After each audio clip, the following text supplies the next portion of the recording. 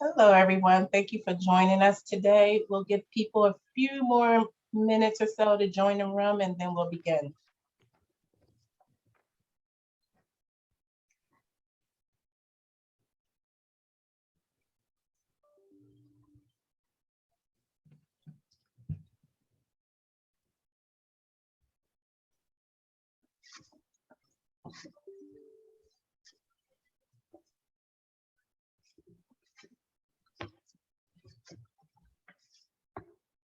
Okay, I think we are at a good starting point. Thank you again for joining today's webinar. We're just going to go over a few housekeeping rules and then we'll get started. Just to let you know, as a reminder, the webinar today is being recorded. The panelists and hosts are still working remotely. We just ask that you excuse any background noises that you may hear. After today's presentation, there may be a chance for a quick Q&A. Please remember to place your questions in the chat box, and then we'll try and get to all the questions. We also ask that you give us a little bit of time moving through the slides today as we are getting things adjusted. Today's webinar introduction will be done by Lindsay Poole, CNHED's Vice President of Strategic Partnerships. Lindsay. Thank you so much, Raina, and good afternoon, everyone. We appreciate you joining us today. As Raina said, my name is Lindsay Poole, and I serve as Vice President of Strategic Partnerships here at CNHED, and I oversee our DC Community Anchor Partnership. And I really, again, want to thank you for joining us for our final session of our mini series around institutional procurement that we've been doing over the course of the month as part of CNHED's Small Business Month campaign.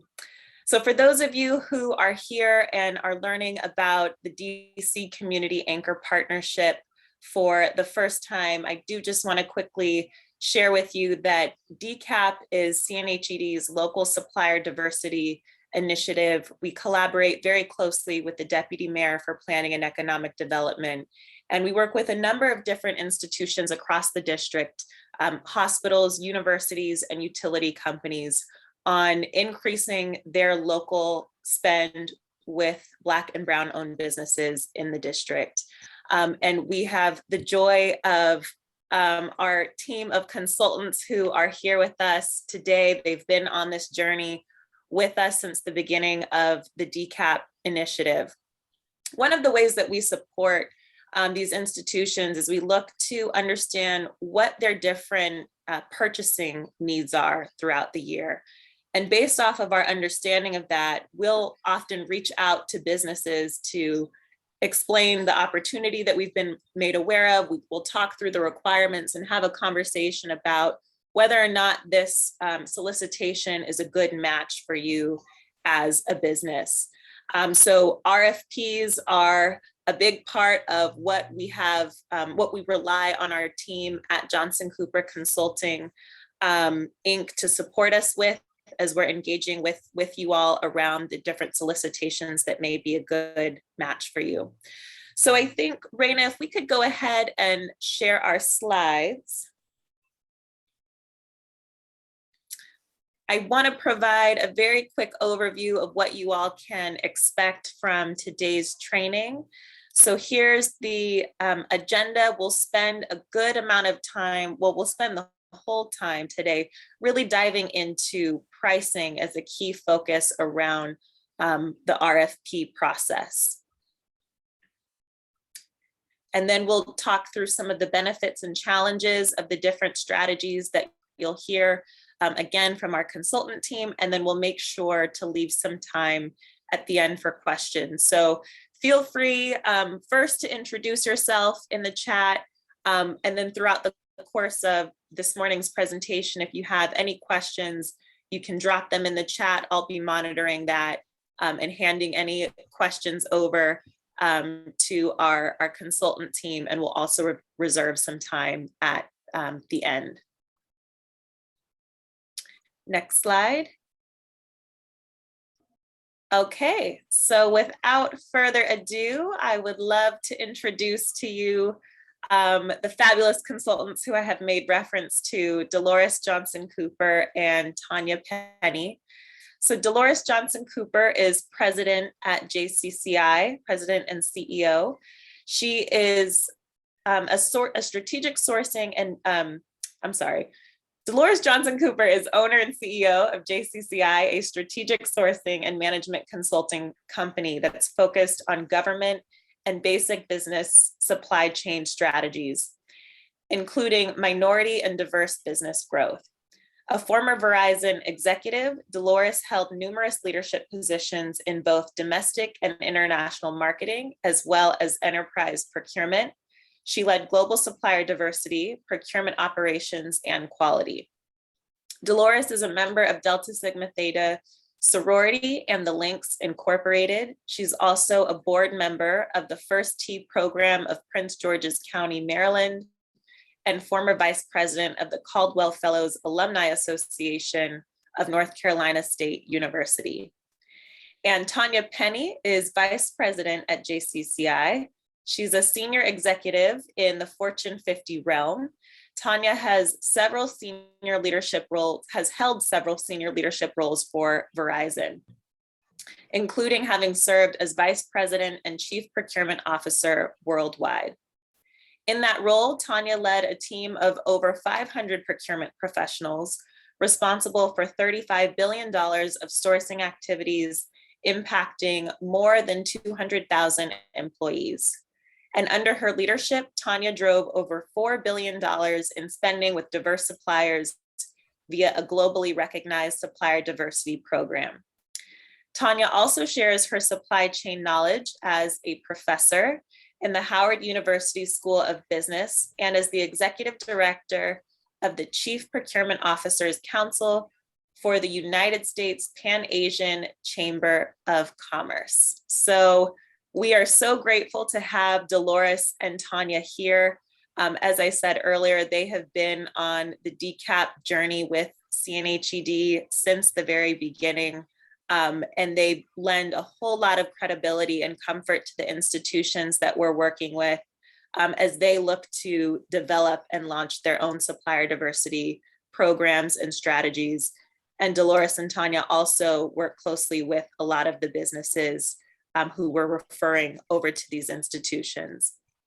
If we can go to the next slide, please.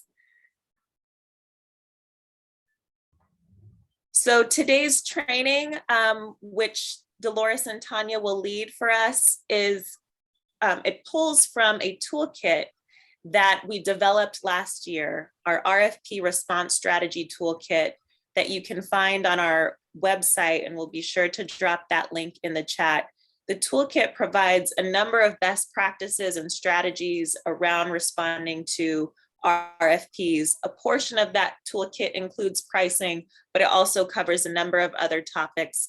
But again, for the purposes of today's event, we're going to do a deep dive into the very hot topic of pricing. So with that, JCCI, I will hand over to you. And I'm going to take the first few slides. I'm ready for the next slide. And in reference to the complete toolkit that Lindsay discussed, you can see all 11 steps in the roadmap to successfully completing an RFP, starting with, very importantly, understanding the request and the scope and identifying the challenge of the company and looking at step 3, whether or not you should respond. Assembling your team, assessing your competition, all key steps. And step 6 is understanding your cost and competitive pricing. That's where we're going to focus today. But final steps 7, 8, 9, 10 are also important as you finalize your RFP and present your solutions, present your team, and provide references. So just a quick overview of that entire roadmap. And now let's talk about the specific steps to pricing. Next page. Okay, so we've actually identified 7 steps to pricing, and we're going to walk through all 7 today. I'm going to do the first 3, and then Dolores will close out with the remaining 4. So in step 1, we're going to really talk about establishing your goals, assessing your costs, and we'll dive deep into costs and the different types of costs. And we'll talk about that ever, complex subject of profit margin. Dolores will then talk about competition and their impact on your pricing. Some really good pricing strategies that you may not have actually seen formally, but maybe intuitively you follow some of these. And we'll talk about under and overpricing. We know some of that can be very difficult, and then we'll review and revamp your pricing and how important it is to stay fluid. Next page. Okay, let's dig in. So this is interesting. I love this subject. I mean, why are you in this business? So before you start pricing, you want to have a business plan. We'll have a goal. And I know that all of you probably have business plans and goals. But, as you think about pricing and developing profit margin, is your goal to really make money? Why are you in this business? So there are different types of entrepreneurs, right? There are lifestyle entrepreneurs that decide, what kind of lifestyle do you want to enjoy? And let me build my business around my lifestyle. So maybe my lifestyle is that it's important that I have time with my children. So I'm going to build a business around making sure that is possible. Maybe your lifestyle is that I want to have $1 million home. So I'm going to build a business that will create such profit that I can have that type of home. But there's different from other entrepreneurs who may say, I'm going to build my business and then I'm going to build my lifestyle around my business. And so you need to think about what your goals are. So if it's, is your goal, and there's no right answer. It's who you are and what your goal is for being in business. I'm sure some of you have heard this before. And in addition to that, you want to think about who you are as a leader. What's your core strength? You're a creator. You really enjoy building the business. You have that creative mind, those serial entrepreneurs who are constantly creating businesses, but not necessarily the builder or the operator, right? So some really want to dive into the details and build it, and then others just really want to operate it. So, think of who you are and think of what making money means to you as you develop your cost and decide on your profit margin. But remember that making money means that you're able to generate revenue so that you not only cover your costs, but you generate that profit and ultimately provides you the opportunity to sustain and grow that business. So all complex thoughts, who are you, establish your goals, and build that business plan. Next page. Okay, so now let's dive into assessing your costs. So fixed, variable, and capital. I'm not going to talk too much today about capital costs, but of course, those are those long-term investments in buildings and other type of infrastructure that you may need. There may be a loan repayment as a result of it. There may be depreciation costs. You may have to draw out your capital, but you understand that capital costs are an essential part of this in some businesses. So capital costs can also be a challenge for many of us small business owners because access to the millions of dollars that you may need are difficult. And that is why organizations like CNHED have partnerships with other organizations that have access to that capital. Fixed and variable costs, though, we will focus on today. We'll talk about the impact of the competitor pricing in your strategies. Dolores is going to dive into that, and then we'll talk about profit margins. So let's now dive into costs, fixed costs and variable costs. Next page.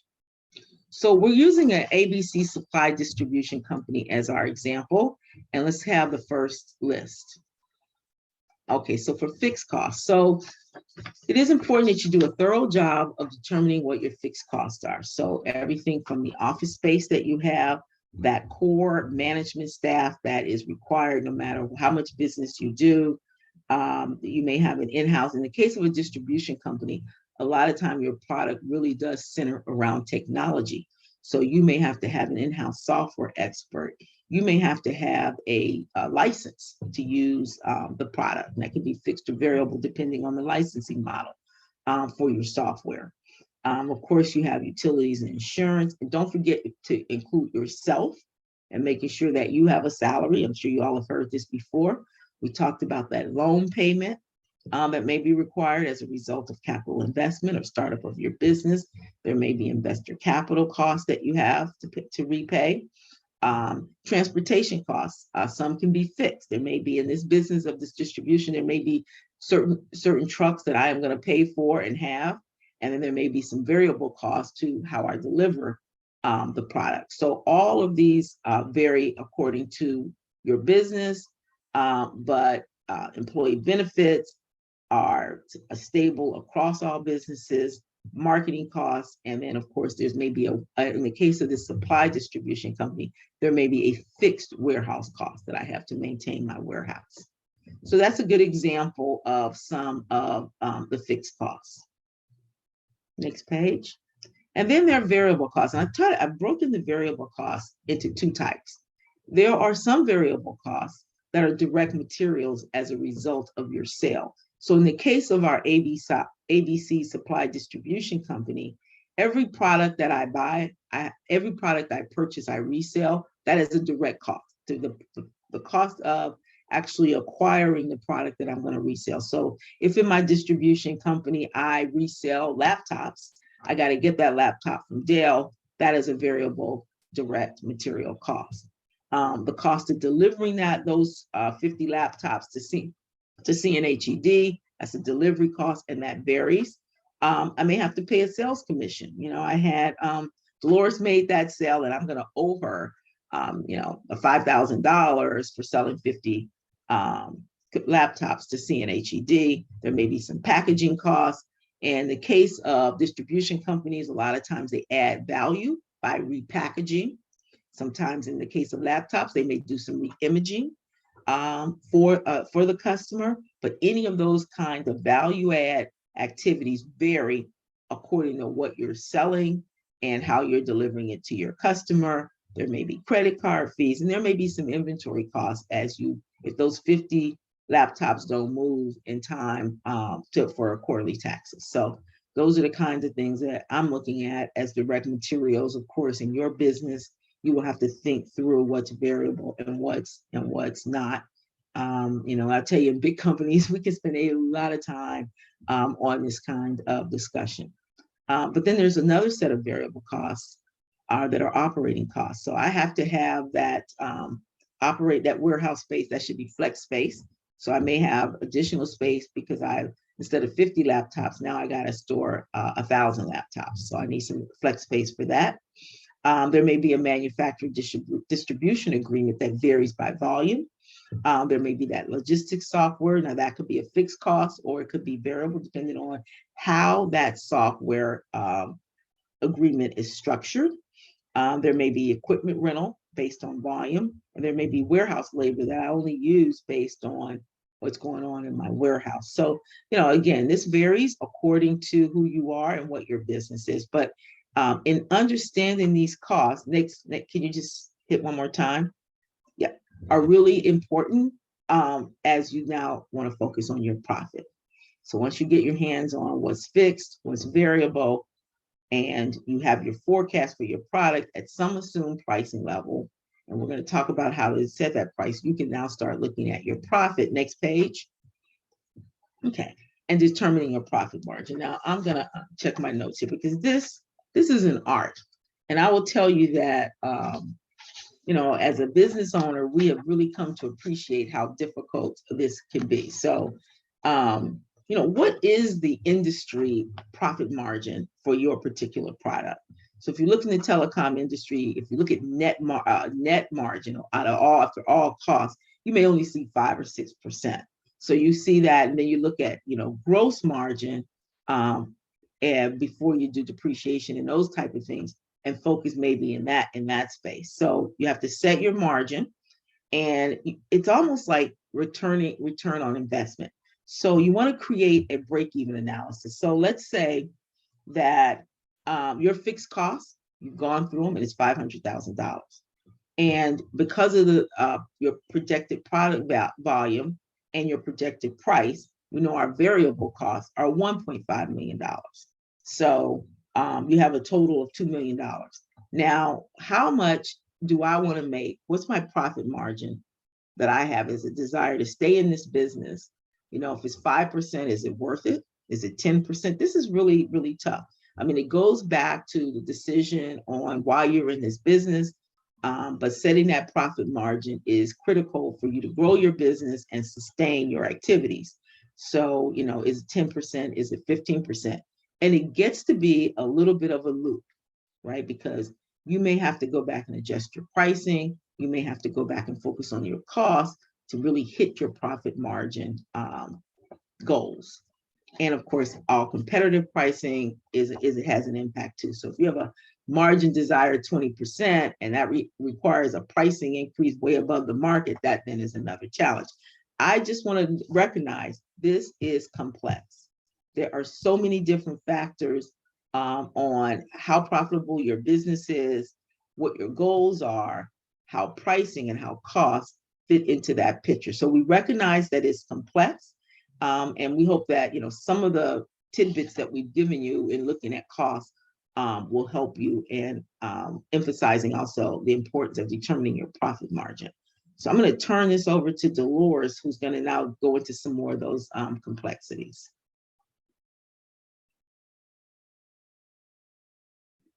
Great. Thank you, Tanya. So let's move into the next slide. Tanya has set the tone, talking about the different costs, and cost really is kind of the driver of the whole pricing strategy and being able to manage those costs. And we are at the point of profit. So as the last slide indicated, if you can't make a profit, there's no need to really kind of be in business. You're going to undercut your competition at what cost. So in order to continue through the whole pricing strategy scenario, you need to know your competition.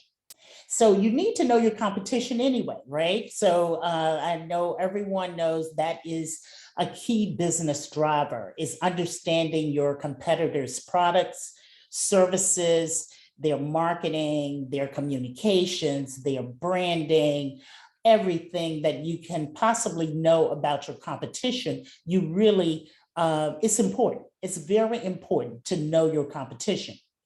I would say that it is extremely important to know your competitors' pricing. So how do I do that? How do I understand, or how do I gain a better understanding of my competitors' pricing? So one place that you can go to is check the GSA library and similar contract vehicles, meaning whatever category or industry you're in, check GSA, see what some of those contracts, it's public knowledge.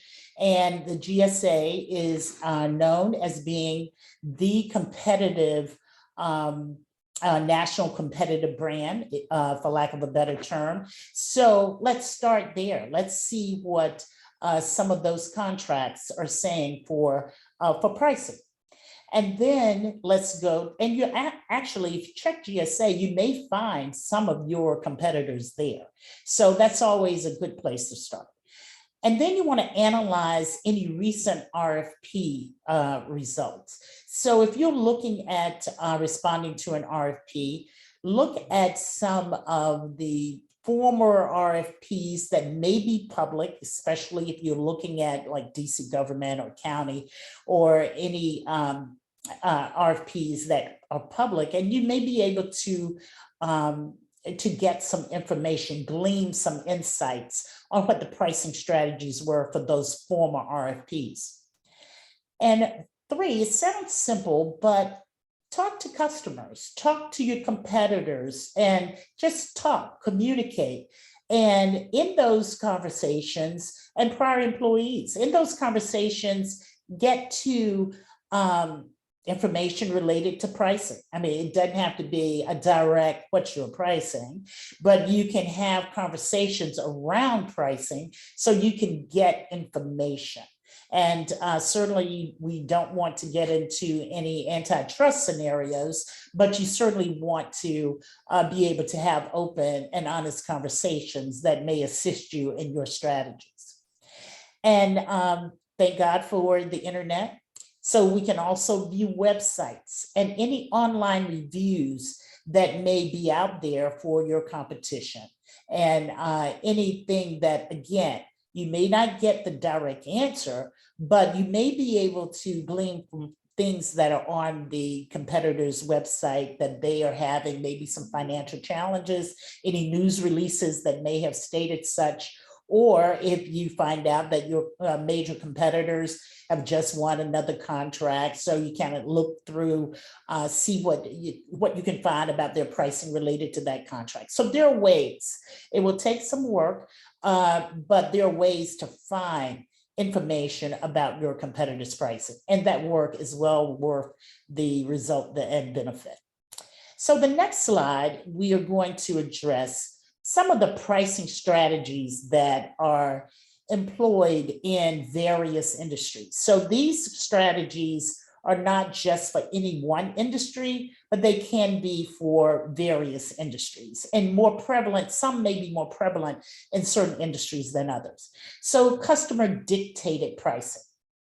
Now, this sounds kind of harsh, but customer dictated pricing and margins are becoming more and more prevalent, meaning that you are responding to an RFP and the customer may actually say, according to what the category is, that, no more than a 20% margin, pricing no higher than 250,000. So they may actually dictate to you what those pricing strategies might be.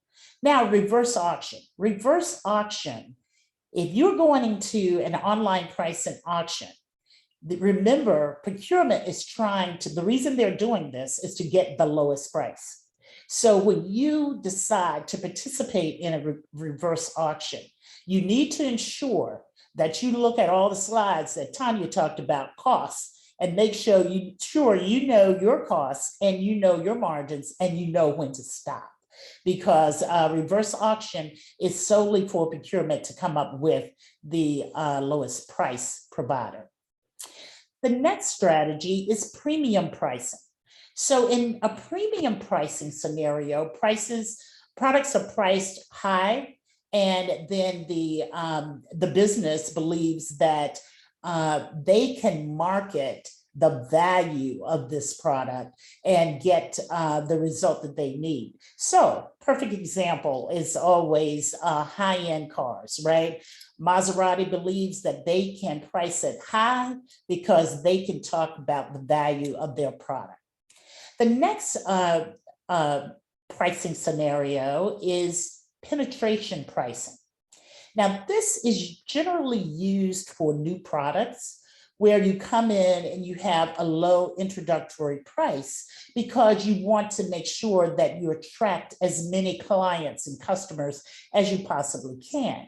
And if you're in a very competitive industry, the only way people are going to look at you potentially is if you have a pricing strategy that is promoted as introductory low price. Next, economy pricing. Now, economy pricing is when you're looking at very, very thin margins and you're setting your prices low to attract the budget conscious shopper. And again, that is a key strategy, one that people have made millions and millions of dollars on. And that is like the Walmarts of the world. They came into the market and decided they were going to be the low budget, attract the low budget conscious shopper. And they have made a multi-billion dollar enterprise out of that. But it's hard to start a small business, and that is your major pricing strategy. But it can be done. The next is price skimming. Now, it's opposite from penetration pricing, where you're coming in introductory low pricing. You are skimming the market. When you believe you have a very new, unique product, you believe that high introductory pricing is what you need. You're trying to attract the high-end shopper, and you want this unique product to go maybe to a small market, but you can make your margins. It's all about the margins. And if you can make the margins off of that with a few customers, then that's the pricing strategy that, that you will use. And again, there's no one pricing strategy that's for everyone. These pricing strategies are based on back to your business goals, all the things that Tanya talked about before, your cost, and all of these things, where you are in your life cycle of business, or your new business, or your mature business. All of these things go into whether you select which pricing strategies you select, and really most importantly, your category of business. Psychology pricing, used quite a bit in the retail market. This is where you know you're playing on the emotion of the customer. You know your customer, they may not want to go over $1,000, so you price at $9.99. Same thing, you may be working with a client who sent out an RFP. You know from your research that the client is, don't want to go over 500,000, so you may submit your RFP at 455,000 or 490,000. So those are the psychology pricing strategies. And then the next one is bundle. Now, most of us are very familiar with this. This is one that the telecommunications industry uses quite a bit. The wireless strategy of bundling your local the cable, your local cable, your wireless your wireless phone. You bundle all these multiple products together, and you'll get all three less than you would with just looking at one or two of those. So, and another one is if you offer a project manager, just various industries, and an estimator, you would get both of those cheaper than you would just one. The next one is volume discounts. Volume discounts work very well in a variable cost when your costs decrease when your product sells more. It's a real simple strategy. You buy more, you pay less. You see that a lot in environments where you have to set a press, like t-shirts or promotional items, when you have to set up a press. So that's my basic cost, is to set up. And everything that I produce after that is cheaper. So this is a perfect scenario for volume discounts. The more you buy, the cheaper your costs will be. And then the last one that we'll talk about is tiered pricing. Very similar, but for example, let's go back to our construction example, a project manager, estimator, owner's rep. Maybe you get all three of those for $300,000, but if you only want two, it would be $250,000. So again, the per unit price is less if you buy more in a tiered pricing scenario. And they would have that tiered based on your service options. So next slide, we're going to get into recognizing the perils of over and under pricing. So we've talked about pricing and cost and competition. And at the end of the day, you have to come up with a price. So you need to be aware of underpricing. Obviously, the big issue is diminishing your profit margin and limiting your ability to make adjustments later. So let's just say you responded to an RFP and you gave your best and final with the RFP, then the client asks for a best and final. You have no wiggle room, you have nowhere to go in order to respond to the client's requests. So keep all these things in mind when you are responding to RFPs, the whole concept of underpricing. Now, the opposite of that is overpricing. So if you go into the RFP and you are overpriced, then you take the chance that the client would not even consider you because you're totally out of the range, you're out of the ballpark, and that could be an immediate limitation to your ability to win the contract. And overpricing, you get no profit. You get no profit from that because you lose the contract. So the happy medium is somewhere in between, obviously, underpricing and overpricing. You want some profit, but you cannot overprice and then get no profit. Okay, and underprice and get no profit. So review and revamp.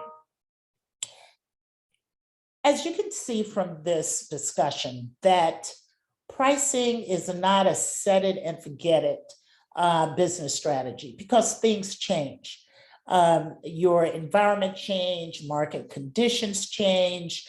You have to have a flexible best pricing strategy. And you have to decide when and how you're going to raise or lower your product pricing, and determining what's working and what is not. You kind of look at your history of RFP responses. Are you winning? Always ask for feedback from your clients. Whenever you do not win an RFP, that feedback is very, very important. So you will know how to adjust your pricing or other aspects of the proposal response. But specifically in pricing, you want to know, and when a client says that you were overpriced, then you want to dig a bit deeper, by how much, in what product areas, how could I have, what could I have done differently in the area of pricing?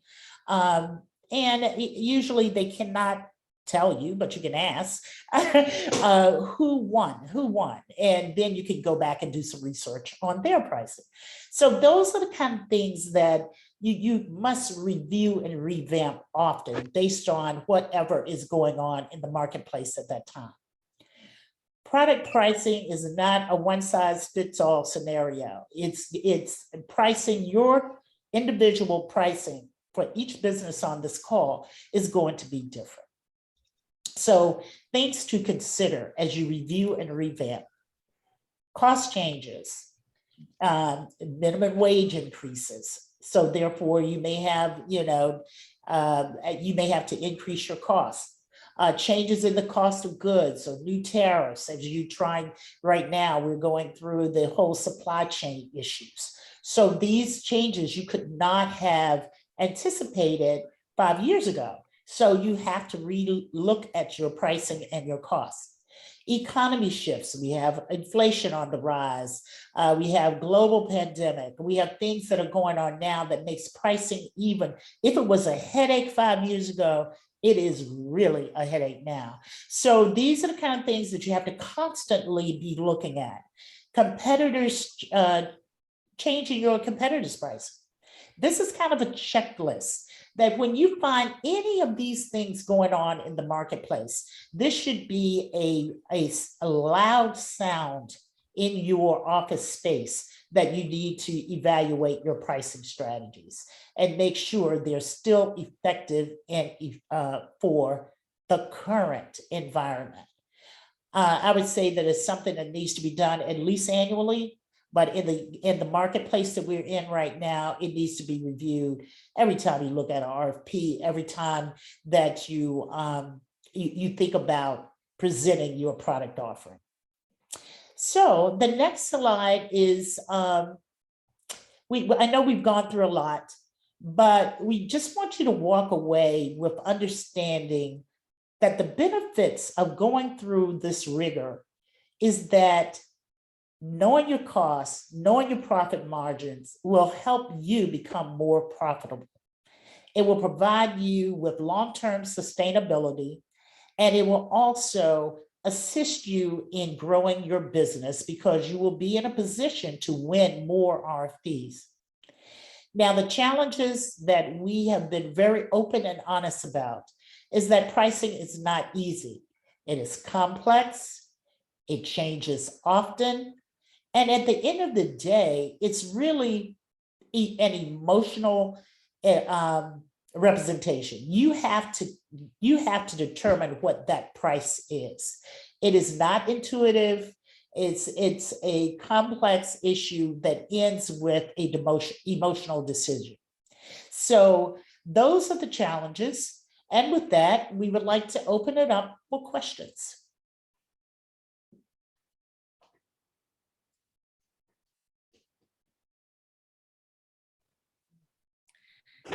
Thank you, Dolores and Tanya. And while folks are gathering their questions, and I do want to share that you can drop them either in the chat, or if you prefer to submit anonymously, you can also use the Q&A button at the bottom of your screen. While we're waiting for folks to share their questions, one that I wanted to bring up is, Dolores, you talked about economy pricing. And we've seen in some cases with the businesses that we're working with, their decision to choose to sort of lower their pricing as they're forming initial relationships with some of the institutions that are a part of our DCAP network. And we've seen that be effective in some cases. So I'm just curious if you could speak to that a little bit more. Oh, you're on mute. Sorry about that. Yes, economy pricing certainly has its place, needless to say. But it may be temporary pricing strategy and very useful strategy. And again, knowing your goal going into any RFP scenario. So you may, your goal in this RFP may be, I've always wanted to get to work at this particular location. I always wanted to work in this industry, this business. I wanted to always get into the door here because I believe if I win this particular RFP, I will be able to get more work. I'll be able to, this is a sweet spot for me. It's close to my office. It's close to my garage or warehouse. If I could just get in the door at this particular business, I think that I can sell more and therefore I would have more profit, more growth, more margin. That's the analysis that you have to do when you go into any of these strategies, but specifically the economy strategy. Very much a useful strategy when you are trying to enter a marketplace, a penetration strategy. I like to use that one because you're trying to penetrate this particular business in order to get more from that business. So you have to do the numbers. So you have to make some assumptions. If I win this particular contract, I reduce my margins. I normally like to get a 20% margin. I'm going to reduce my margin by half. I'm going to take a 10% margin because I believe that if I get into this business, I am going to win 3 additional contracts with them. And those 3 additional contracts will far outweigh that 10% margin. And maybe I can ease up the margin ladder on these other 5 contracts. So you have to make those business strategy decisions every time you look at your pricing and every time you look at RFP responses. I love that response. And I think it's aligned with what we've heard both of you mention, that this is not a one and done process and that it's dynamic. Very much so. We have another question. Is there any local pricing benchmark in DC in addition to the GSA? Take that one if you want, Dolores. So yeah, there is a similar supply schedule for the DC government where they have many categories and suppliers get contracts with pricing that you can use as a benchmark. So that's in the DC government website. So, okay. Thank you. And I would just add that the bigger issue is category. What category are you looking at? That is the driver of price and what you'll be able to find. All right, we have someone who is in the middle of a bid negotiation, and the client has asked that they come down on pricing based on other quotes they've received, but they won't reveal what those other quotes are. How can I get the client to give me a sense of where their pricing needs to be? You probably can't at this point. If you're in an RFP right now, you will not be able to get the procurement organization to give you any idea. Sometimes the supplier diversity organization might be able to provide insight, but those procurement officers are not going to respond to that. So that type of information in terms of the analysis that Dolores talked about, competitive pricing, some of the things we talked about in terms of market pricing, that has to be done before you're into the RFP. Now you're probably looking at your cost basis in terms of how you bid if you're in the middle of it. Procurement organizations are notoriously process oriented. And if they, tell you some information about pricing, they're gonna have to share it with all competitors. So that's kind of where you are. You could ask, if there's a formal question and answer period, you could also ask that question. It's probably already passed though, yeah. Hope that helps.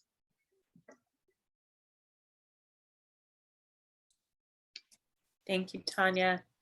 So we have a question here from Lavanya in the chat. Can anyone point me in the direction to learn the fundamentals of learning how to read RFPs? So I'd love to give you both the opportunity to plug the toolkit, but also to maybe share any other resources that you recommend. Okay, well, the toolkit that is on CNHED's website and also on JCCI's website. You should be able to go through that toolkit. That was the reason it was developed, to help small businesses learn more about the RFP process. And so try that. I think it would be very helpful. And really, experience is kind of the best teacher as it relates to RFP responses. The more of them you do, the more you request feedback from the client, you'll become more confident, you become more savvy.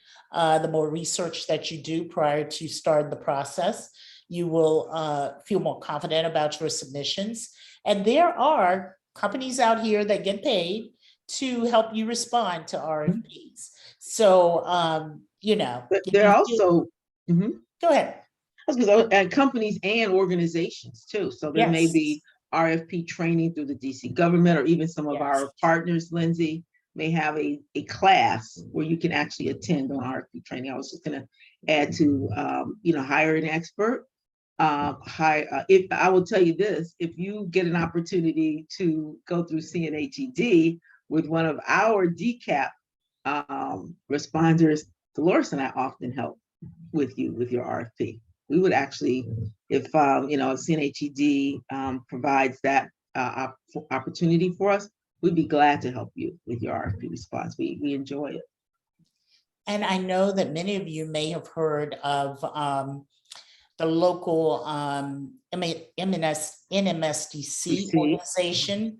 They are that and similar other organizations. I think Tanya is on the board of the Asian Pacific Islanders organization.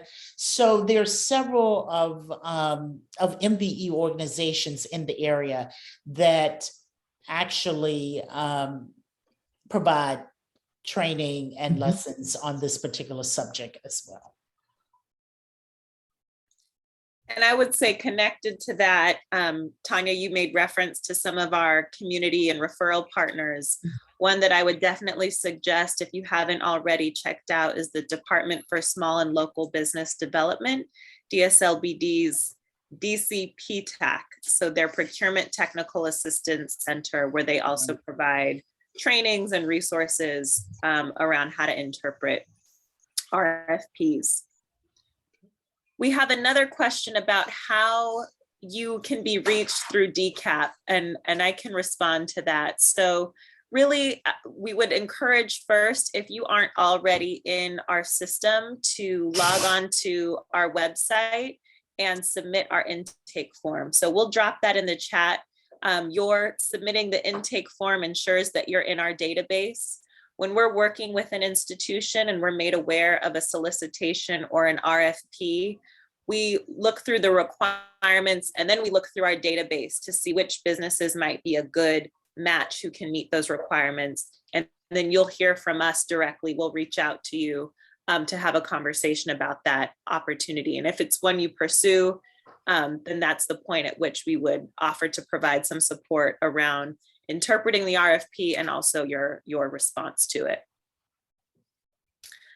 All right, well, we're coming up on the hour. Are there any additional questions?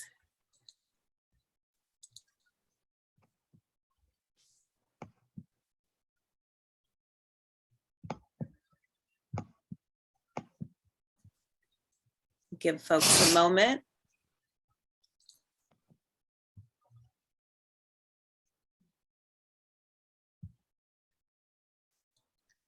All right, well, I just want to say thank you so much, Dolores and Tanya. I have learned a ton working with the both of you.